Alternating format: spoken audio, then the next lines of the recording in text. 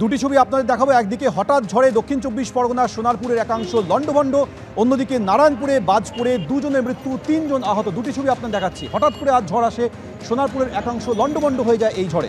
এর পাশাপাশি নারায়ণপুর থানা এলাকার পূর্ব বেড়াবেড়িতে বাজ পড়ে এক নাবালক সহ দুজনের মৃত্যু হয়, ৩ জন আহত হন। আহত ৩ জনকে কলকাতার আরজিকর হাসপাতালে ভর্তি করা হয়।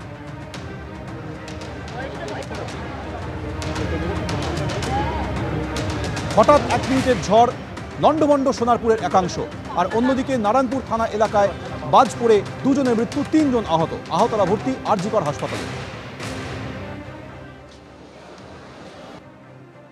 কি হলো বলতে আমরা যে যার বাড়ি ছিলাম, তারপরে আমাদের এসে খবর দিল যে এরকম এই ঘটনা ঘটেছে। হ্যাঁ, বাজ পড়েছে। তারপরে আমাদের বাচ্চা এমনি সুস্থ আছে, অসুবিধা নেই। আর একটা বাচ্চা বাড়িতে আছে, আমাদের বাচ্চা আমরা নিয়ে এসেছি রেকজওয়ানি, রাজারহাট রেকজওয়ানি নিয়ে গেছি। আমাদের বললো যে আরজি কলেজে নিয়ে যেতে, আমরা এখানে এনেছি, ডাক্তারকে দেখাচ্ছি, ডাক্তার এখন কি বলে দেখি। চলে আসছি পরের খবরে। 12 বগির ট্রেন চালানোর পরিকাঠামো তৈরির জন্য শিয়ালদার 1 থেকে 5 নম্বর প্ল্যাটফর্ম রবিবার দুপুর পর্যন্ত বন্ধ থাকবে। ফলে চাপ বাড়বে কলকাতা স্টেশন এবং দমদম স্টেশনের ওপরে। শিয়ালদার পরিবর্তে কলকাতা স্টেশন থেকে 4টি দূরপাল্লার ট্রেন চালানো হবে। রবিবার দুপুর পর্যন্ত বন্ধ থাকবে শিয়ালদা স্টেশনের 5টি প্ল্যাটফর্ম। পূর্ব রেল সূত্রে খবর, জুলাই মাস থেকে শিয়ালদার প্রতিটি প্ল্যাটফর্ম থেকে ছাড়বে 12 কামরার ট্রেন। তার জন্য প্ল্যাটফর্মগুলিকে উপযোগী করে তোলা হবে। শিয়ালদা স্টেশনের 1 থেকে 5 নম্বর প্ল্যাটফর্ম বন্ধ থাকবে। রেল সূত্রে খবর, এর ফলে বেশ কিছু লোকাল ট্রেন দমদম স্টেশন পর্যন্ত যাতায়াত করবে। 4টি দূরপাল্লার train Sealdah Ajmer express, Hatebazar express, Balurghat express ও আসানসোল এক্সপ্রেস শিয়ালদার পরিবর্তে কলকাতা স্টেশন থেকে ছাড়বে। স্টেশন বদলে গেলেও প্রতিটি ট্রেনের ছাড়ার সময় একই থাকছে। Change in layout of the track, change in the overhead wiring, change in the signaling system.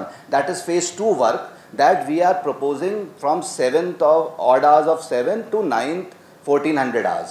So from July onwards, we will have all rakes 12 coach with 12 coaches running from all the platforms.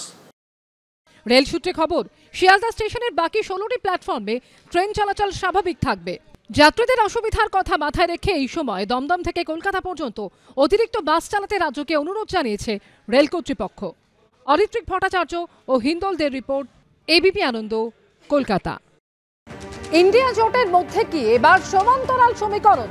মুম্বাইতে উদ্ধব ঠাকরের সঙ্গে বৈঠক। অভিষেক বন্দ্যোপাধ্যায় ইতিমধ্যেই যে খবর, উদ্ধব ঠাকরের বাড়িতে পৌঁছে গিয়েছেন অভিষেক বন্দ্যোপাধ্যায়। এর আগে অখিলেশ যাদব, রাঘব চাড্ডার পর এবার উদ্ধব ঠাকরের সঙ্গে বৈঠক করতে চলেছেন অভিষেক বন্দ্যোপাধ্যায়। উদ্ধব আদিত্যর সঙ্গে বৈঠকে অভিষেক, ডেরেক ওব্রায়েন। এর আগে সকালে অখিলেশের বাড়িতে 40 মিনিট বৈঠক করেছিলেন অভিষেক এবং তারপর অভিষেকের বাড়িতে যান আপ সাংসদ রাঘব চাড্ডা, সঞ্জয় সিংরা।